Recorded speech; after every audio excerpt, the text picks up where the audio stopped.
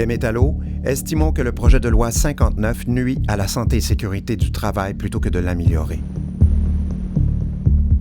Le ministre Boulay propose des modifications qui ne changent pas le fond du problème. Seules 2 corrections sont faites au sujet du retrait préventif et du retour forcé au travail. Pour le reste, le malaise persiste. L'objectif du projet de loi 59 n'est pas de mieux protéger la santé et sécurité des travailleurs, mais bien de réduire les coûts pour les employeurs et augmenter leurs bénéfices sur le dos des travailleurs accidentés ou malades. Oui, c'est bien ça. Augmenter le cash des employeurs sur le dos des travailleurs. C'est écrit noir sur blanc dans les documents du gouvernement. Les bénéfices des employeurs pourraient atteindre 4,3 milliards au cours des 10 prochaines années et jusqu'à 634 millions par année par la suite. Ça, c'est du cash qu'on enlève à ceux et celles que le travail a blessés ou rendus malades. C'est indécent. Imaginez des changements comparables à ce qui assure notre santé ou notre sécurité sur la route. Imaginez que, demain matin, le gouvernement trouve que c'est du trouble, la signalisation routière, puis que ça coûte trop cher à indemniser les accidentés. Imaginez le danger si on enlevait les arrêts-stop et les feux de circulation partout au Québec. Qu'à tous les coins de rue, on doit peser sur le klaxon avant d'accélérer. Il arriverait quoi à penser? Eh bien ça, c'est l'équivalent du projet de loi 59 qui ne fixe plus d'exigences minimales en prévention. Plus de minimum pour les réunions du comité de santé-sécurité paritaire. Plus de minimum d'heures pour le représentant des travailleurs. Plus aucun minimum de protection. Éliminer les normes minimales, c'est déréglementer. Ça laisse les gens sans défense. Imaginez maintenant une gang d'experts en signalisation routière qui n'ont jamais conduit un char de leur vie. Imaginez que Québec les mandate pour décider de ce qui est nécessaire et sécuritaire sur nos routes. C'est à peu près ce que le projet de loi 59 prévoit de faire. Il permet aux employeurs de choisir seuls le médecin chargé de la santé au travail. Pire, il permet aux employeurs de décider seuls du programme de prévention.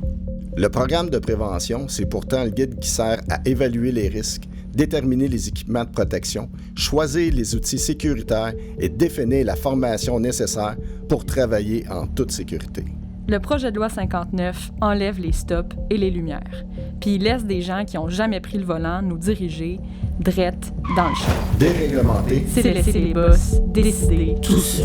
Imaginez maintenant sur nos routes une vingtaine de chantiers sous la responsabilité d'un seul entrepreneur. Imaginez que cet entrepreneur n'emploie qu'un seul signaleur routier pour tous ses chantiers et à temps partiel. Que les travailleurs de la construction et les automobilistes soient laissés à eux-mêmes. Imaginez les risques qui s'accumulent, le danger qui guette, sans que personne ne soit là pour les voir venir. Encore une fois, c'est exactement ce qui se passe avec le projet de loi 59.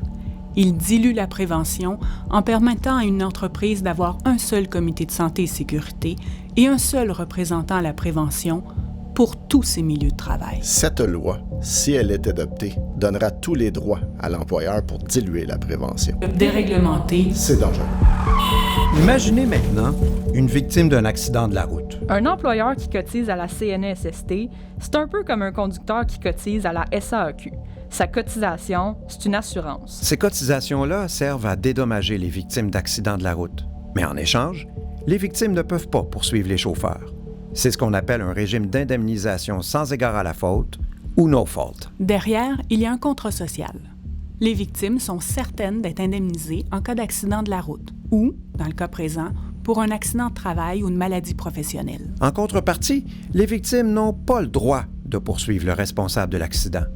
La loi prévoit que c'est l'employeur qui est responsable d'assurer un milieu de travail sain et sécuritaire et de réparer tout dommage causé à la santé des travailleurs, le salaire, les traitements, la réadaptation. Le projet de loi 59 brise ce contrat social. Il introduit des mesures qui visent non pas à diminuer le nombre d'accidents de travail et de maladies professionnelles, mais plutôt à diminuer leurs coûts. Comme couper le nombre de personnes dédommagées. Comme couper dans ce qui est payé pour guérir et fonctionner au quotidien. Alors, on coupe, mais toujours en empêchant les travailleurs de poursuivre les employeurs, pourtant responsables de l'environnement de travail non sécuritaire. C'est vraiment ça qu'on veut?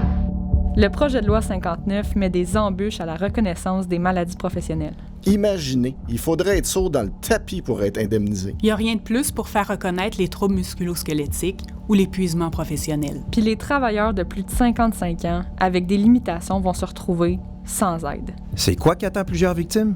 C'est l'aide sociale, puis tirer le diable par la queue. C'est vraiment ça qu'on veut. C'est vraiment ça qu'on veut?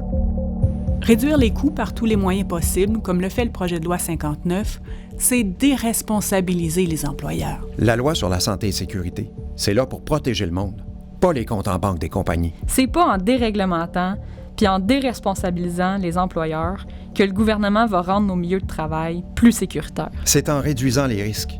Et c'est prouvé, la prévention, ça marche, quand les travailleurs sont impliqués pour vrai. Là, le gouvernement joue au Robin des bosses. Il enlève aux travailleurs et travailleuses victimes d'accidents ou de maladies pour redonner aux employeurs. C'est indécent. Le projet de loi 59. Ça ne passe pas. Force, solidarité, respect.